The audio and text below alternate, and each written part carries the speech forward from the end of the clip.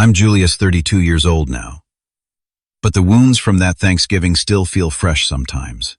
The way my father laughed when he told me to sit at the kids' table, those words that cut deeper than any knife. You'll never amount to anything. My cousin's snickering prediction that I'd wash their cars one day. They never saw what was coming. None of them could have imagined what I would become, or the sweet taste of redemption 5 years later. Before I dive into my story, let me know where you're watching from in the comments below. Hit that subscribe button and stick around because trust me, karma has never been more satisfying. Growing up in Oak Park, a middle-class suburb just outside of Chicago, I lived in the shadow of expectations I could never seem to meet. Our two-story colonial home on Elmwood Avenue looked picture-perfect from the outside manicured lawn, American flag waving proudly, and a basketball hoop in the driveway that my brother Maxwell used far more than I ever did. But inside those walls, beneath the veneer of normal family life, was a hierarchy as rigid as any corporate structure my father presided over. Roger Wallace, my father, was the regional director for a Fortune 500 pharmaceutical company. 6 feet tall with salt and pepper hair, always impeccably styled, he commanded respect everywhere he went. His booming voice could fill a conference room or silence a dinner table with equal efficiency. He'd started in sales right out of college, working his way up through sheer force of will and what he called strategic ruthlessness. By the time I was born, he was already well established in the corporate world, with the country club membership and luxury sedan to prove it. My mother Diana was beautiful, graceful, and perpetually anxious. A former art teacher who gave up her career when Maxwell was born, she devoted herself to maintaining the perfect home and supporting my father's ambitions. When I was young, I'd catch glimpses of her painting in the sunroom early in the morning before anyone else was awake, the only time she seemed truly at peace. But whenever my father criticized one of her works, she'd put her supplies away for weeks afterward. She never contradicted him, never stood up when he'd belittle me, just offered quiet comfort afterward when we were alone. Your father wants what's best for you, she'd whisper, stroking my hair as I fought back tears. He just has a particular way of showing it. Maxwell was 5 years older than me, and everything I wasn't: athletic, conventionally intelligent, and most importantly, a perfect reflection of our father. He played quarterback on his high school football team, graduated with honors, and went to Northwestern on a partial academic scholarship. Every achievement was celebrated with steaks on the grill and proud phone calls to relatives. When he joined the same fraternity our father had been in, you'd have thought he'd cured cancer from the way my father bragged about it.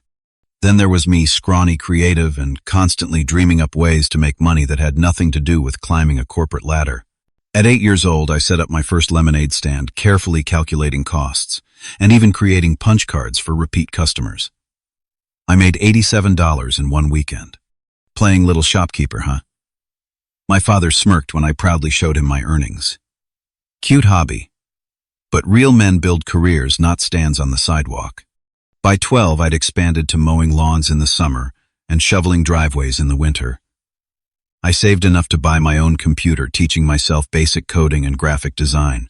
When I showed my father the simple website I'd built for Mrs. Henderson's bakery down the street in exchange for free cookies every Saturday, he barely glanced at it. Computers are for people who can't handle real business, he said. Face-to-face is where real deals happen. My cousins Thomas and Brian were cut from the same cloth as my father and brother. Uncle William was my father's younger brother, nearly as successful in commercial real estate as my father was in pharmaceuticals. His sons were athletic, conventionally handsome, and absolutely merciless to me at family gatherings. Thomas was Maxwell's age, and Brian was 2 years older than me, which placed me firmly at the bottom of the cousin hierarchy. Here comes the weird one, they'd whisper loudly enough for me to hear at family barbecues. What are you selling now? Julius, dirt from the backyard. Aunt Patricia, their mother, was somehow even more status-obsessed than my parents. She wore tennis clothes, even when she wasn't playing tennis, and had a laugh that sounded like breaking glass. She'd pinch my cheek too hard and ask questions she didn't want answers to. Still playing with your little computer games, Julius? When are you going to join a real sport like your cousins? The only person who ever seemed to believe in me was my grandfather Joseph, my father's father, a self-made man who'd built a small chain of hardware stores from nothing. He recognized something in me that the others missed. "You've got the spark, kiddo," he'd tell me during our chess games in his study, the only place I felt truly safe. "You see opportunities where others see obstacles. Don't let anyone dim that light." When I was 15, Grandpa Joseph died unexpectedly from a heart attack. At the funeral, while everyone reminisced about his business acumen and community leadership, I mourned the loss of the only person who understood me. He left me his collection of entrepreneurial books and a letter I didn't open until years later. But nothing could fill the void his absence created. The annual Thanksgiving gathering at the family estate became even more unbearable after Grandpa Joseph was gone. It was always held at my grandparents' sprawling Victorian home, which my grandmother Caroline maintained even after being widowed. The adults would gather in the formal dining room with its mahogany table and crystal chandelier, while the kids, which somehow always included me regardless of age, were relegated to a folding table in the adjacent sunroom. Year after year, I watched the family dynamics play out like a well-rehearsed play. My father and Uncle William would compare professional accomplishments over bourbon. Maxwell and my cousins would discuss their athletic achievements and fraternity connections. My mother and Aunt Patricia would exchange recipes and neighborhood gossip while secretly competing over who had the more impressive holiday outfit. And I would sit watching it all, developing ideas and plans that no one bothered to ask about, growing more determined with each dismissive glance to create something that even they couldn't ignore. Little did they know that their mockery was planting the seeds of an ambition that would eventually shock them all into silence. The Thanksgiving that changed everything happened when I was 22. I'd just completed my junior year at Illinois State University, not Northwestern like Maxwell, a fact my father never let me forget. My GPA was decent but not spectacular, mainly because I was pouring most of my energy into a business idea for a peer-to-peer textbook exchange platform that I believed could revolutionize the college experience. 2 days before Thanksgiving, I'd pitched the concept to the university's entrepreneurship club seeking funding and support. The panel of alumni business owners had torn my presentation apart, questioning everything from my revenue model to my user acquisition strategy. Their rejection still stung as I drove the 90 minutes from campus to my grandmother's house, rehearsing how I'd explain this latest failure to my achievement-obsessed family. The November air was crisp and cold when I pulled my battered Honda Civic, purchased with my own lawn mowing money in high school, into the circular driveway already filled with luxury vehicles. Maxwell's new BMW sat gleaming next to my father's Mercedes and Uncle William's Range Rover. My car, with its peeling paint and dented fender, looked like it had taken a wrong turn into a car show. Taking a deep breath, I grabbed the bottle of mid-priced wine I'd splurged on and headed up the flagstone path to the front door. The house looked the same, as always, imposing, perfectly maintained, with harvest decorations arranged artfully on the wide front porch. Through the leaded glass windows, I could see figures moving inside the family I simultaneously longed to impress and dreaded facing. Grandmother Caroline opened the door, her silver hair perfectly coiffed, a silk scarf draped elegantly around her neck. Her smile was genuine, but fleeting, as she kissed my cheek. "Julius, dear, finally. Everyone else arrived an hour ago. Your father was just wondering if you'd gotten lost." The foyer was warm and smelled of roasting turkey and cinnamon, but the comfort of those familiar holiday scents evaporated as I walked into the living room where the family had gathered. Conversation halted momentarily as heads turned to assess me, my slightly too long hair, my department store button-down that didn't quite hide the fact I'd lost weight from stress, the second-hand dress shoes I'd polished desperately the night before. "The prodigal son returns," my father announced, not bothering to get up from his armchair throne. "We were taking bets on whether you'd show." "Traffic," I lied, forcing a smile and trying to ignore the way my hands were already shaking. I held up the wine bottle like an offering. "Happy Thanksgiving, everyone." "Is that $2 Chuck from Trader Joe's?" Thomas snickered from the couch where he sat next to Brian, both of them in matching cashmere sweaters. "Classy. At least he brought something," my mother interjected softly, taking the bottle from my hands. "Thank you, Julius. Come sit down and tell us about school." Before I could find a seat, Maxwell emerged from the kitchen, a beer in one hand, and his arm around his new girlfriend, Heather, or Hannah, some name that sounded like money and country clubs. He'd been working at a major consulting firm in Chicago for the past year already, on the fast track to management, according to my father's proud updates. "Julie," he called out, using the childhood nickname I'd always hated. Man, you look like a starving artist. Don't they feed you at that state school? The next hour was excruciating. I sat on an ottoman, while everyone else had proper seats fielding questions designed to highlight my shortcomings rather than actual interest in my life. Still pursuing that computer thing, Uncle William asked between sips of 18-year-old scotch. It's actually a digital platform, I began. Did Maxwell tell you about his promotion? My father interrupted. Youngest senior consultant in his division's history, following in his old man's footsteps. Maxwell launched into a story about impressing some CEO during a golf outing while I sat there invisible again, clutching a glass of water because no one had offered me a real drink. When Grandmother Caroline announced dinner was ready, the annual ritual of assigning seats began. As always, there was the unspoken understanding that the important family members would sit at the main table in the dining room. My father, mother, Uncle William, Aunt Patricia, Grandmother Caroline Maxwell and his girlfriend. Julius, my grandmother said with an apologetic smile that didn't reach her eyes. Would you mind terribly sitting with Thomas and Brian in the sunroom? We're a bit tight on space at the main table with Maxwell bringing Hannah. Before I could respond, my father chuckled that deep, dismissive laugh that had soundtracked so many of my disappointments. You'll never amount to anything anyway, so you might as well sit with the kids, he said, the casual cruelty landing like a physical blow. Maybe next year you'll have accomplished something worthy of the adult table. The room went quiet for a moment, that uncomfortable silence when a line has been crossed but no one wants to acknowledge it. Then Thomas snickered, breaking the tension with another barb. Don't worry, Uncle Roger. He'll probably just wash our cars one day. We'll tip him well, won't we, Brian? Brian laughed on cue. Sure thing. If he does a good job, maybe we'll even let him detail the interiors. The adults chuckled. Maxwell high-fived Thomas and I stood there, 22 years old, with a business concept. No one would listen to being told once again that I wasn't good enough to sit with my own family. In that moment, something crystallized inside me, harder and clearer than the crystal glasses they were drinking from. I didn't argue. I didn't defend myself. I simply nodded, a tight smile fixed on my face, and headed to the sunroom where the folding table was covered with a cheaper tablecloth and paper napkins instead of linen. The dinner itself passed in a blur. I pushed food around my plate, barely tasting the turkey and stuffing that my grandmother had spent days preparing. From the sunroom I could hear the conversation flowing in the dining room, business deals and vacation plans. Maxwell's girlfriend discussing her family's summer home in Michigan. My father holding court with stories of outmaneuvering competitors. Thomas and Brian mostly ignored me, too busy texting friends and complaining about having to sit at the loser table.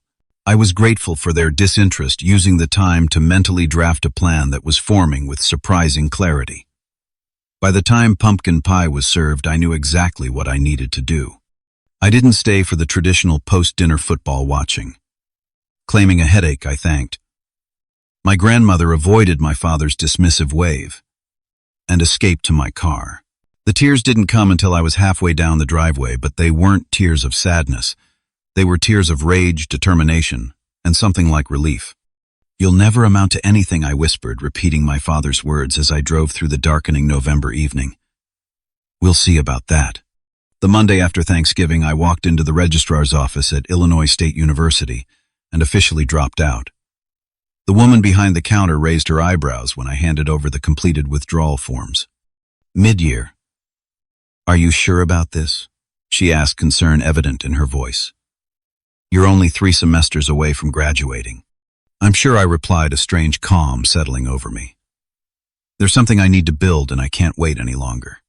That same day, I called the landlord of a rundown apartment building in the Pilsen neighborhood of Chicago and rented the cheapest unit available, a studio with questionable plumbing and a view of a brick wall. At $500 a month, it was all I could afford with my meager savings, but it was mine. And more importantly, it was far from the suburbs where my family could drop in and question my choices.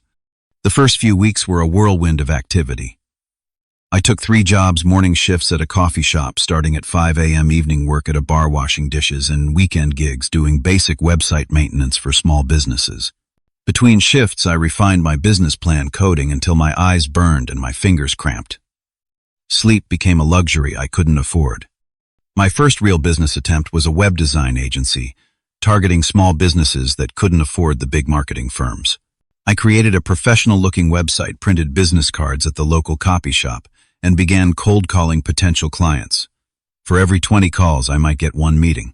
For every 5 meetings, I might land one small project. The work was grueling, the pay minimal, and after 6 months, I had to admit that I was barely staying afloat.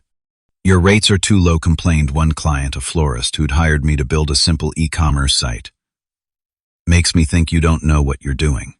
Your portfolio is too thin," said another prospect who ultimately went with a more established agency. "Come back when you've got more experience." It was a classic catch-22. I couldn't get high-paying clients without experience, and I couldn't get experience without clients willing to take a chance on me. After 9 months, I shuttered the agency, having earned barely enough to cover my rent and ramen noodle diet. Undeterred, I pivoted to my second venture, a food delivery app specifically for independent restaurants that couldn't afford the fees charged by the major delivery platforms. I spent 3 months developing the app, maxing out my only credit card to pay a freelancer to help with the parts I couldn't code myself. Food Local launched with 12 restaurants in Pilsen and neighboring areas. For a few weeks, it seemed promising. Orders were coming in, restaurants were happy with the lower commission structure, and I was finally seeing some positive cash flow. Then disaster struck. One of the major delivery apps launched a zero-fee promotion in Chicago specifically targeting independent restaurants. My partners jumped ship overnight, and Food Local collapsed before it had really begun.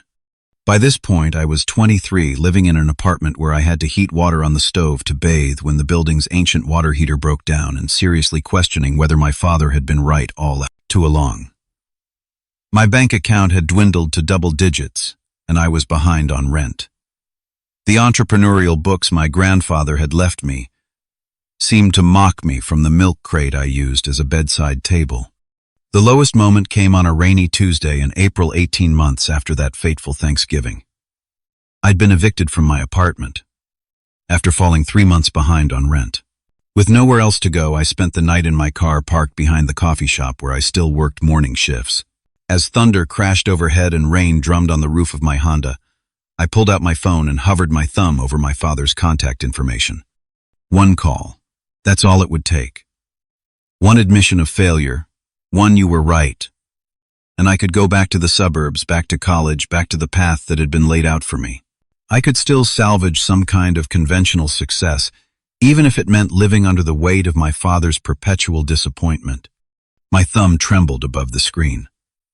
Then, instead of making the call, I opened the Notes app and began typing, frantically possessed by an idea that had been percolating in my subconscious for weeks. The commercial real estate market was broken. Small businesses struggled to find affordable spaces, while property owners had vacant storefronts they couldn't fill. What if there was a platform that could match them more efficiently, cutting out the middlemen and exorbitant broker fees? What if the same technology could be applied to pop-up retail concepts, shared workspaces, and temporary event venues? By morning, as watery sunlight filtered through my car windows, I had the outline of Spot Market, a property technology platform that would eventually change everything. But first, I needed help, expertise, and most critically, investment. For the next month, I lived out of my car while continuing to work at the coffee shop. I showered at a cheap gym, stored my few possessions in a friend's closet, and spent every free moment in public libraries, using their free Wi-Fi to research and develop my concept. I created detailed wireframes, market analyses, and financial projections. Still, when I approached investors, the response was always the same. No MBA, no formal business training, no successful exits. Sorry, kid. Come back when you've got a track record. Then came the day that altered my trajectory. I was working the morning shift, making a complex pour-over for a woman in a tailored suit who'd been typing furiously on her laptop since sitting down an hour earlier. When I delivered her coffee, I noticed startup pitch decks on her screen. "Are you an investor?" I asked. Professional curiosity overcoming my usual reserve. She looked up startled, then smiled.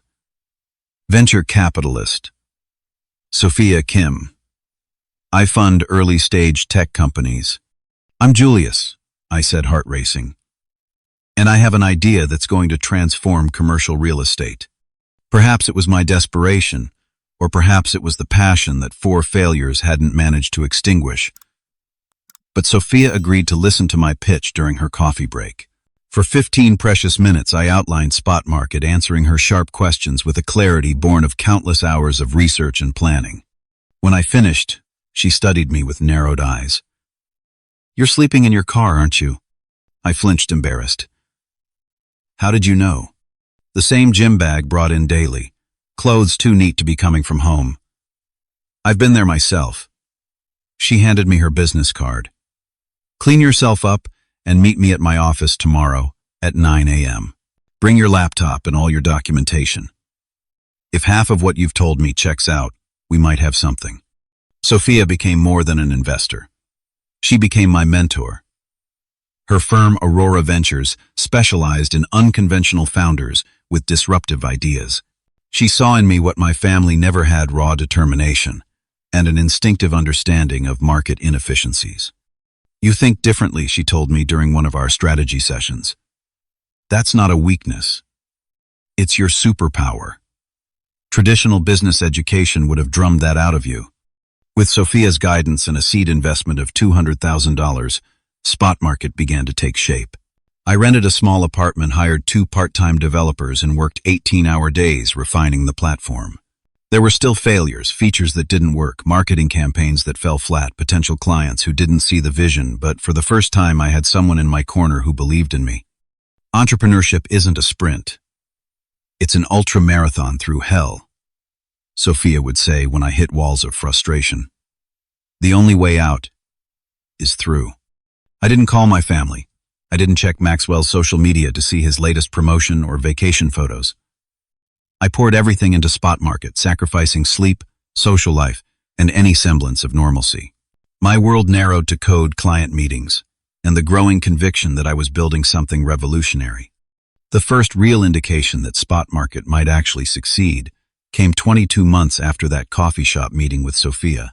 We had launched in Chicago with a handful of property owners and small businesses using our platform to find flexible commercial space arrangements. The concept was catching on slowly but steadily when a major commercial property developer in the Loop reached out. "We've got 30,000 square feet sitting vacant while we wait for permits on a redevelopment," their operations director explained during our meeting. "If your platform can fill it with short-term tenants for the next 8 months, we're interested." That single deal transformed Spot Market from a struggling startup to a recognized player in Chicago's commercial real estate scene. The vacant space became a thriving marketplace of pop-up shops, temporary offices, and event spaces, each paying daily or weekly rates that collectively generated more revenue for the property owner than a traditional long-term lease would have. Local business publications took notice. The Chicago Business Journal ran a feature titled "Spot Market, the Airbnb of Commercial Real Estate," with a small photo of me, now 25, with better clothes and a proper haircut, next to a quote about unlocking the potential of underutilized urban spaces. I taped that article to my refrigerator, the first tangible proof that I was building something meaningful. Sometimes late at night, when doubt crept in, I would look at it and remind myself how far I'd come from that Thanksgiving table. With the Chicago model proving successful, Sophia and I secured a Series A funding round of $3 million to expand to nearby cities.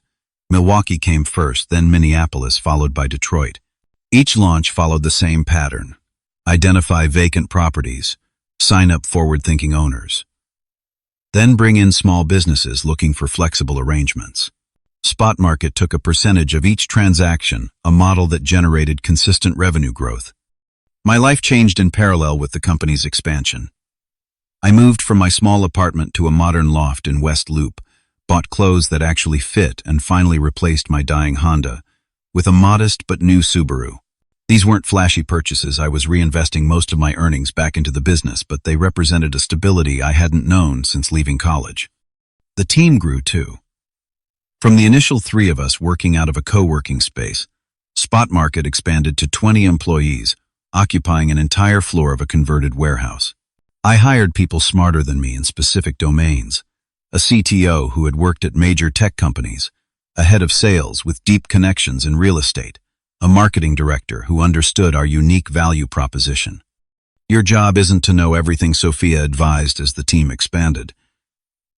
It's to create an environment where talented people can thrive while executing your vision. 3 years after founding Spot Market, we closed a Series B round of $22 million. The investment valued the company at just over $100 million, making my equity stake worth on paper at least more than $15 million. The term millionaire felt abstract.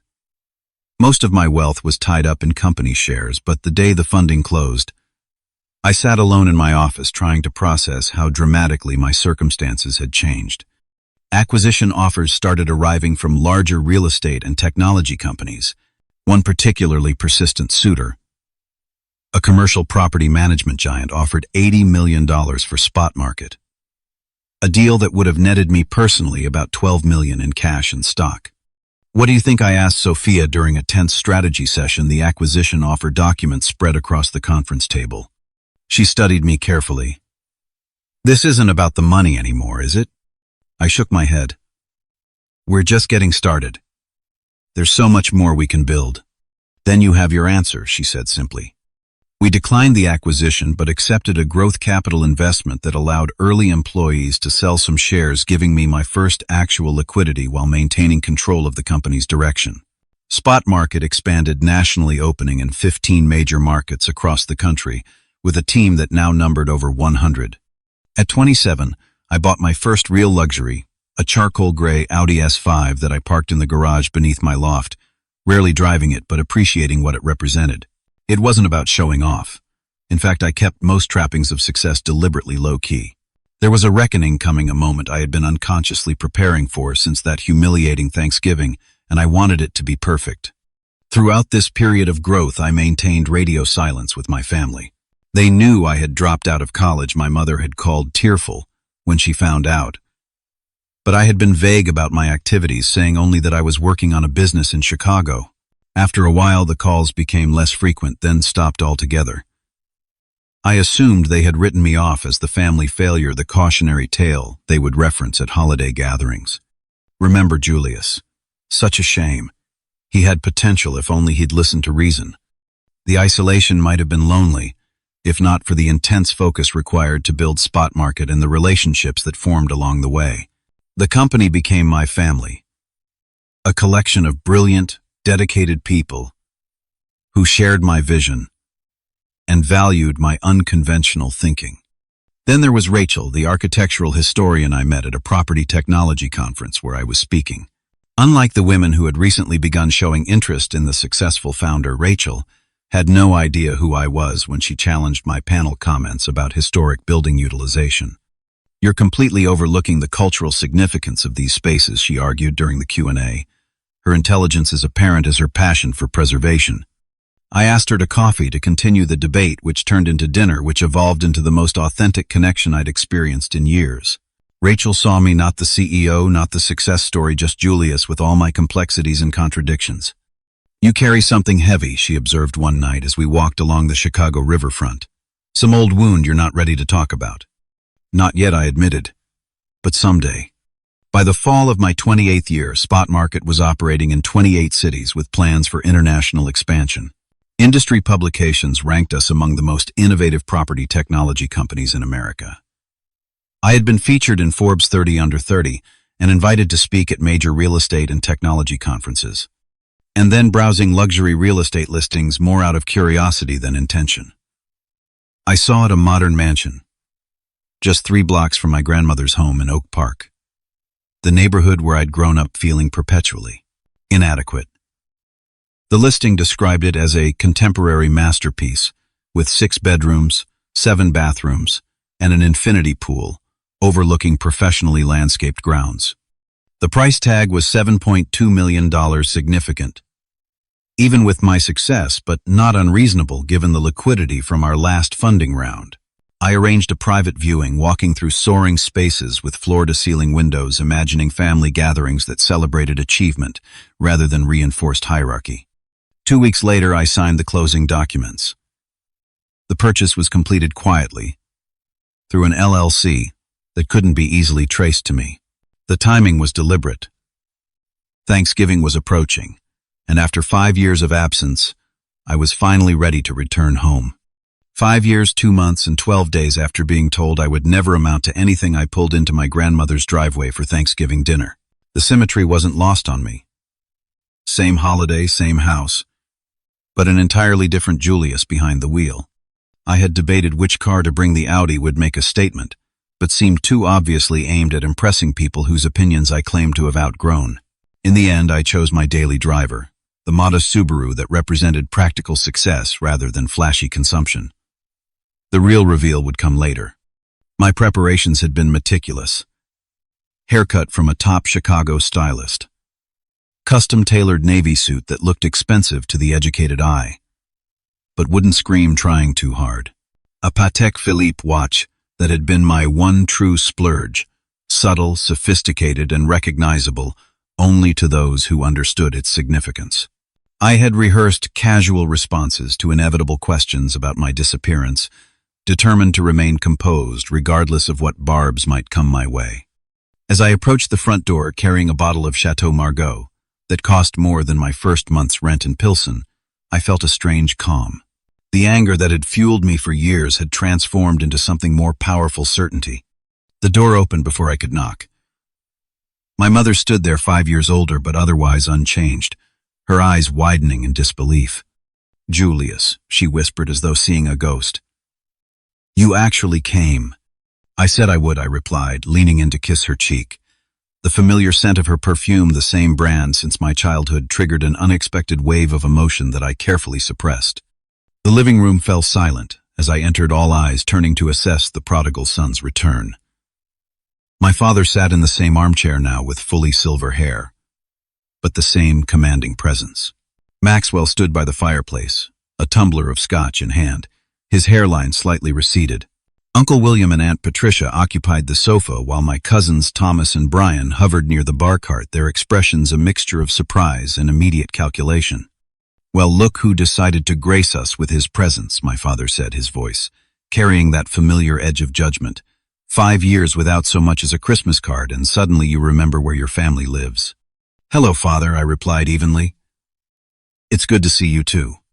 Grandmother Caroline bustled in from the kitchen, wiping her hands on an apron. Unlike the others, her welcome seemed genuinely warm as she embraced me. "Julius, dear, what a wonderful surprise. We didn't know if you'd received the invitation. Your mother had to send it to that old email address." "Sorry for the late confirmation," I said, presenting the wine. "I hope this makes up for it." My grandmother examined the label, her eyebrows rising slightly before she handed it to my father, whose expertise in fine wines was part of his carefully cultivated image. He studied the bottle, recognition flickering across his face. 2009 Margaux, he remarked, unable to completely hide his surprise. "Someone's been spending beyond their means." "Actually," I replied with a slight smile, "it's well within my budget these days." Before he could respond, Maxwell stepped forward, embracing me with the backslapping enthusiasm of someone performing familial affection for an audience. "The mysterious brother returns.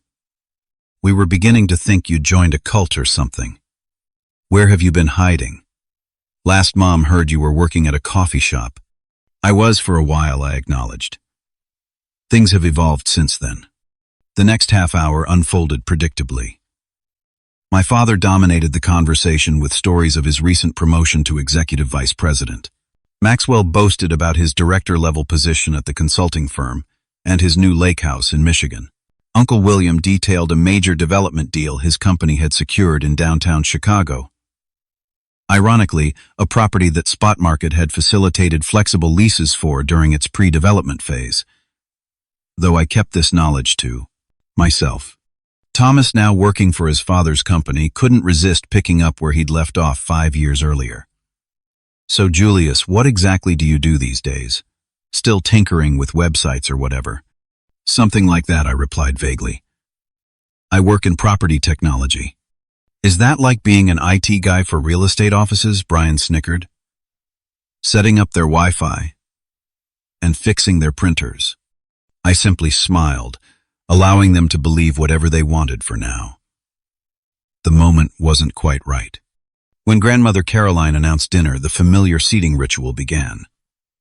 Without missing a beat, Aunt Patricia looked at me with a tight smile. "Julius, Would you mind terribly sitting in the sunroom with Maxwell's wife Elizabeth, expecting we've set up the dining room for immediate family? There it was. The same dismissal, the same hierarchy, the same assumption that I was somehow less than the others. I caught my mother's eyes, saw her uncomfortable glance downward, her perpetual unwillingness to challenge the established order.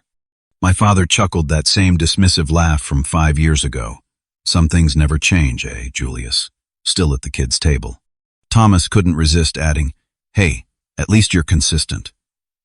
While the rest of us have been advancing our careers, getting married, buying property.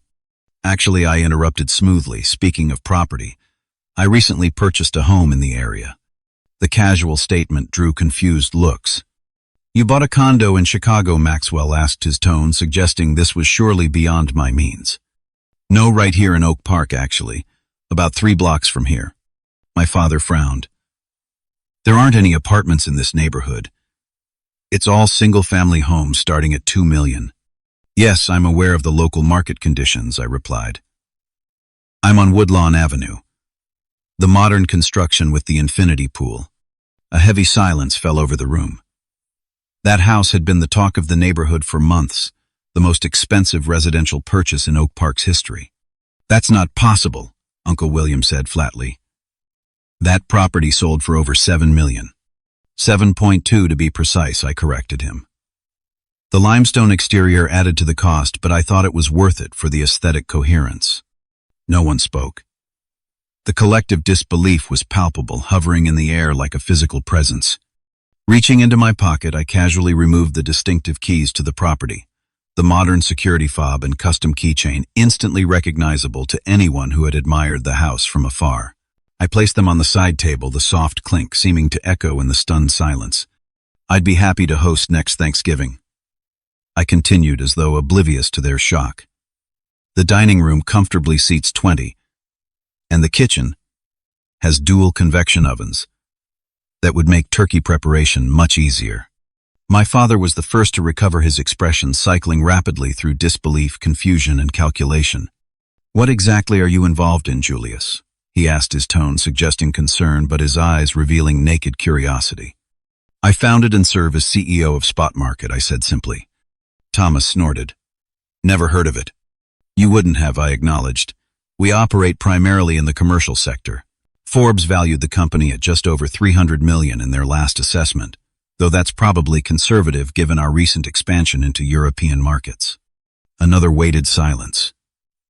Then my father, ever the strategist, shifted tactics entirely.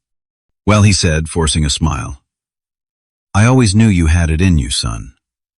That entrepreneurial spirit, you get that from me. I always told your mother you'd find your way eventually. The brazen rewriting of history might have angered me once. Now it merely amused me." "Did you?" I asked mildly.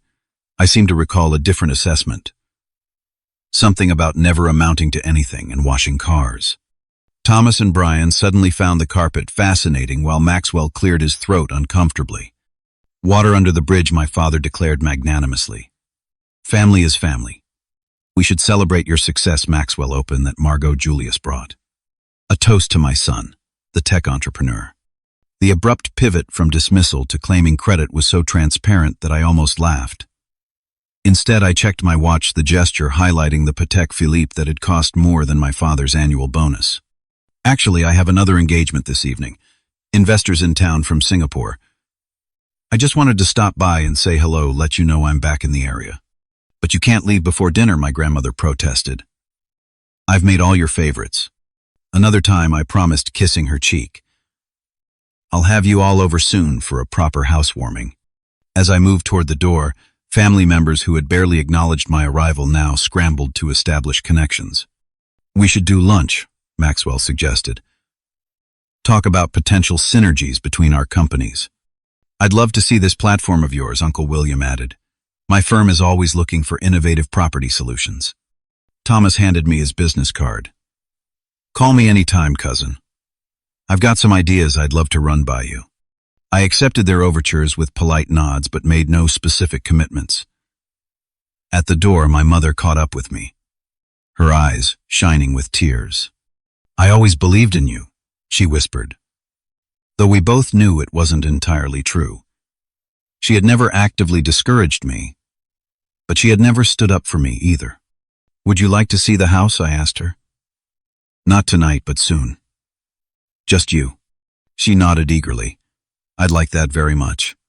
As I walked to my car, I felt dozens of eyes watching from the windows. The modest Subaru now seemed like the perfect choice, a final misdirection before the full revelation of my success.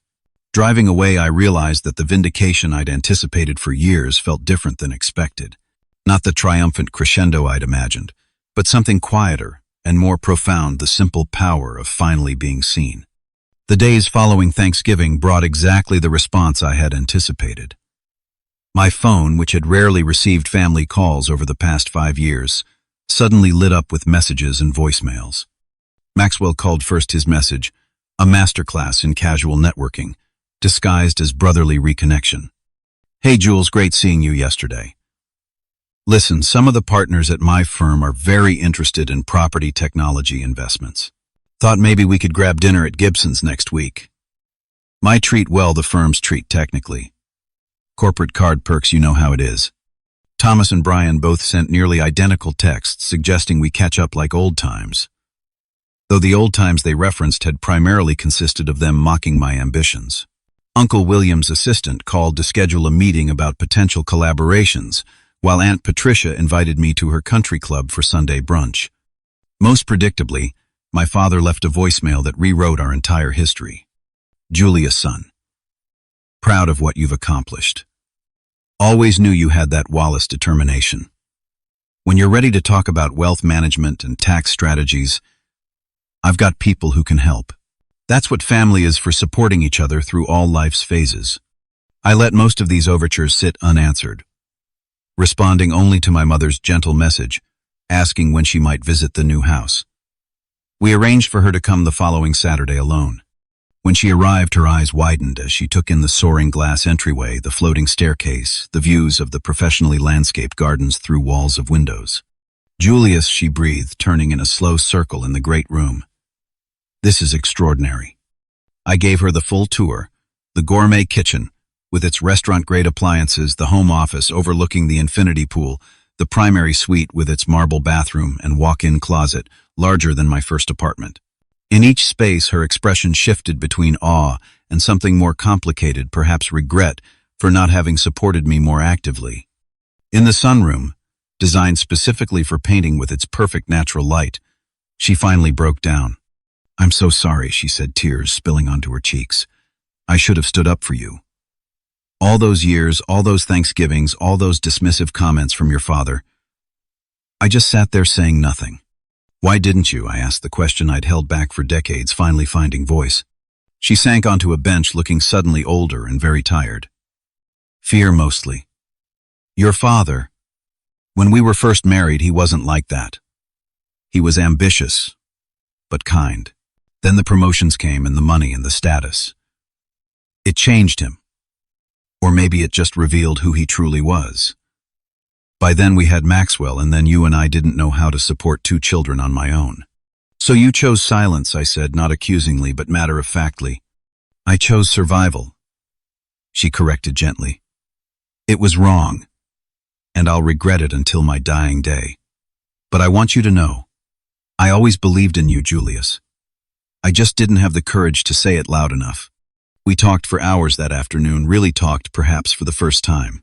She told me about her abandoned dreams of becoming a serious artist, the subtle ways my father had undermined her confidence over the years, her private joy when I'd shown creative thinking as a child. I shared the struggles of my early days in Chicago, the failures before Spot Market, the pivotal meeting with Sophia that had changed everything. "Would you like to paint again?" I asked as evening approached. "This room was designed for it. There's storage for supplies in those cabinets, and the light is perfect until sunset." The hope that flickered across her face was answer enough. Within a week, I had the space stocked with professional-grade materials, easels, canvases, oils, and acrylics, brushes of every size and shape. My mother began coming over 3 afternoons a week, rediscovering a passion that had been suppressed for decades. The first painting she completed, an abstract landscape in blues and greens, now hangs in my office at Spot Market headquarters.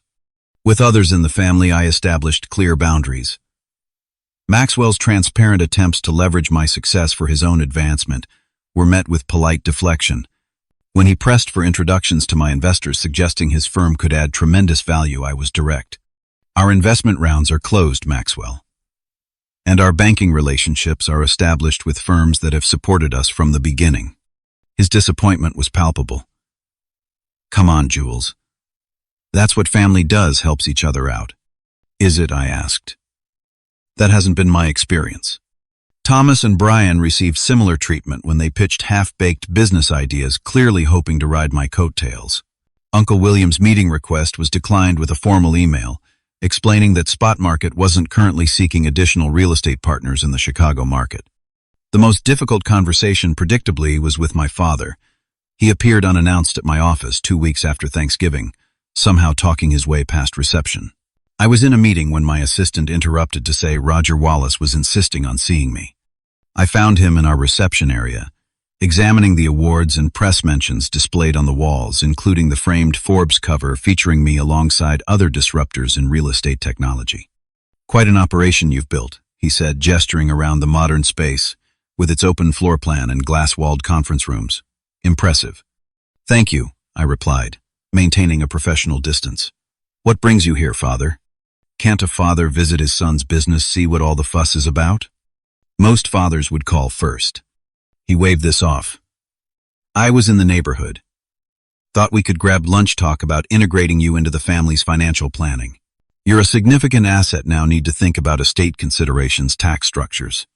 The mercenary calculation was so transparent that I almost admired its boldness. Almost. My financial affairs are in order, I said. I have an excellent team of advisors. Family should handle family matters, he insisted, the same authoritative tone he'd used throughout my childhood. I've managed our investments for 30 years. And how much of that portfolio was designated for me, I asked, knowing the answer. He had the grace to look slightly uncomfortable. Well, you were finding your way. It didn't seem prudent to. I've found my way now, I interrupted. And I'll continue handling my own financial decisions. His expression hardened. Pride has always been your weakness, Julius. Too stubborn to accept help, even when it's in your best interest. I learned from the best, I replied evenly. Wasn't it you who taught me that success is the result of individual effort? That true achievement comes from forging your own path. He recognized his own platitudes thrown back at him and shifted tactics. Water under the bridge. We're family. Families have disagreements, but in the end, blood is thicker than water. Interesting you should say that now, I observed. 5 years of silence. And suddenly family matters. You disappeared, he countered, a flash of genuine emotion breaking through. Your mother was worried sick. I called her regularly for the first year I corrected him. She always said you were too busy to come to the phone. We stood at an impasse, decades of complicated history condensed into a moment of tense silence. Finally, I sighed. Look, I have a meeting starting in 5 minutes with investors from Tokyo. I can't do lunch today, but you're welcome to come to the house next Sunday. We can talk more then. He accepted this compromise, and over the following months we established a cautious relationship, not warm but cordial. He never explicitly apologized for his treatment of me growing up, but there was a new respect in his manner, a recognition that I had succeeded despite not because of his influence. It wasn't forgiveness exactly, but it was a workable peace. 3 months after my return to Oak Park, I hosted the first family gathering at my home, a dinner party, to celebrate my mother's birthday. I was selective with invitations, including only those who had shown genuine interest in reconnecting my mother, of course. My grandmother, Caroline, a few distant cousins who had always been kind, and somewhat surprisingly, my father, who had been making consistent if awkward attempts to rebuild some kind of relationship. Noticeably absent were Maxwell, Thomas, Brian, and others, who had only reached out after discovering my success. When my father questioned these omissions, I was straightforward. I'm surrounding myself with people who value me for who I am, not what I've achieved or what I can do for them. It was a small gathering but more authentic than any family event I could remember. My mother proudly showed her recent paintings displayed in the sunroom studio I'd created for her. My grandmother shared stories of my grandfather, Joseph, that had been deemed inappropriate at previous family functions, tales of his early failures before building his hardware business, his unorthodox approaches to problems, traits she now recognized in me. "He would be so proud of you," she told me, as we looked out over the illuminated garden. "Not because of the money or the house, but because you stayed true to yourself when it would have been easier to conform." "I wish he could have seen it," I said, suddenly missing him with an intensity that surprised me. "Oh, he knew," she assured me, patting my hand. "That last Christmas, when you showed him your website designs, he told me, 'That boy has the spark. He'll outshine us all someday.' He made me promise not to tell your father, said it would only make things harder for you." As the evening wound down and guests departed, I realized that success had given me something more valuable than vindication.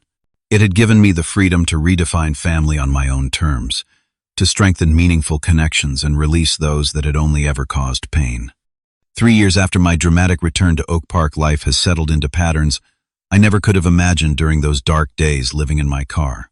Spot market continues to thrive. We're now in 42 cities across 3 continents, with a valuation that recently crossed the billion-dollar threshold. The business press occasionally describes me as a real estate tech wonderkind, a label that would have seemed laughably improbable to anyone who sat at that Thanksgiving table 8 years ago. But the true measure of my life isn't found in valuations or press mentions. It's in the home I've built with Rachel, who became my wife in a small ceremony overlooking Lake Michigan 2 summers ago. Our restored Victorian, a few blocks from my original mansion, which I sold having realized its purchase was more about proving a point than finding a home, is filled with her historical artifacts and my technology prototypes, an odd print, a combination that somehow works perfectly. 8 months ago, we welcomed our daughter Josephine, named after my grandfather. Holding her for the first time, I made a silent promise that she would grow up knowing her worth isn't determined by others' expectations or conventional metrics of success. She will be encouraged to follow her curiosity, to see failures as necessary steps toward discovery, to define achievement on her own terms. My relationship with my father remains complicated, respectful, but guarded. He's mellowed somewhat, especially since becoming a grandfather, though old habits occasionally resurface.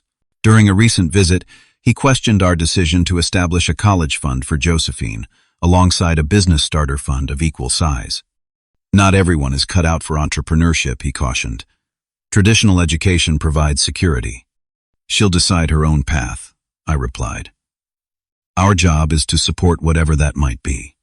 He didn't argue, which represents significant growth for both of us. Maxwell and I maintain limited contact. After his third attempt to pitch me investment opportunities that would primarily benefit his firm, I was blunt about my boundaries. We see each other at larger family gatherings and exchange birthday messages. But there's too much history for genuine closeness. Some relationships are better kept at a cordial distance. My mother has blossomed in ways that both delight and sadden me. Delight at seeing her reclaim her passion for art, sadness at imagining the decades lost to suppression. She's had 2 small gallery shows in Chicago, selling several paintings, and more importantly, finding a community of fellow artists who appreciate her perspective. She and my father still live together, but the power dynamic has shifted. Her economic independence through her art sales and the monthly stipend I insisted on providing has given her a voice she previously lacked. The most meaningful work I do now, beyond spot market and family, is mentoring young entrepreneurs from disadvantaged backgrounds. Working with community colleges and neighborhood economic development programs, I've established a foundation that provides seed funding and guidance to promising individuals who lack traditional credentials or connections. My story resonates with them: the rejections, the car sleeping months, the persistence through failures. I don't sugarcoat the difficulties, but I do emphasize the possibilities. Success isn't about proving others wrong, I tell them during our monthly meetings. It's about proving yourself right. The most powerful belief is the one you maintain when no one else shares it. Last Thanksgiving, 8 years after the humiliation that changed my life's trajectory, I hosted dinner at our home. The contrast with that earlier gathering couldn't have been more pronounced. The table was a single long surface that accommodated everyone equally, no kids' table, no hierarchy of importance. Guests included family members who had earned their place through genuine connection, friends who had supported my journey, and several young entrepreneurs from the foundation. As we shared the meal, I looked around at the diverse faces, different backgrounds, ages, professions, united by mutual respect and authentic relationships. The conversation flowed freely, with each person's contribution valued regardless of their title or net worth. My father, present but no longer dominating, seemed almost bewildered by this democratic approach to a family gathering. Later, as everyone moved to the living room for coffee and dessert, he pulled me aside. "You've created something remarkable here," he said, gesturing to the joyful gathering. "Not just the business or the house. This community." "Thank you," I replied, genuinely touched by what seemed like a moment of real insight. "I was wrong about you," he continued, the closest he'd ever come to an apology. "When I said you'd never amount to anything. You were wrong about what amounting to something means," I corrected gently. "Success isn't measured by job titles or bank accounts. It's about impact, connection, authenticity. By those metrics, I hope I'm just getting started." The greatest lesson from my journey isn't about revenge or vindication, although I'd be lying if I said that moment of stunned silence when I revealed my success wasn't satisfying. The real lesson is about defining your own path when the established routes don't accommodate your vision. It's about recognizing that rejection from those who don't understand your potential isn't a verdict on your worth, but often a sign you're thinking beyond conventional boundaries. Most importantly, it's about building success that transcends material achievements, creating a life where you're surrounded by people who value your authentic self, contributing something meaningful to the world, and maintaining the courage to believe in your vision, even when standing completely alone. If you're watching this and feeling underestimated, dismissed, or misunderstood by those who should believe in you most, I see you. Your value isn't determined by others' limited perception. The path forward might be longer and lonelier than you anticipated, but stay true to your unique vision. The sweetest success comes from building something that reflects your authentic self, not someone else's expectations. End of cross. I'd love to hear your stories of proving doubters wrong, or defining success on your own terms. Drop them in the comments below, and let's build a community of unconventional thinkers. Don't forget to like and subscribe if this resonated with you, and share with someone who might need to hear that their different way of thinking could be their greatest strength. Thank you for listening to my journey. And remember, sometimes the greatest motivation comes from those who say you'll never amount to anything.